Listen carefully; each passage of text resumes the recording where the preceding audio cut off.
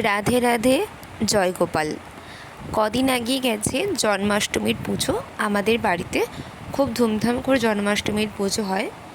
আমি জন্মাষ্টমীর দিন অনেক ছবি ভিডিও তুলে রেখেছিলাম, কিন্তু আমার ফোন থেকে কিছু ছবি ভিডিও ডিলিট হয়ে যায়। তো যেইগুলো আছে তার মধ্যে আমি কিছু ছবি আর ভিডিও আপনাদের সাথে শেয়ার করলাম।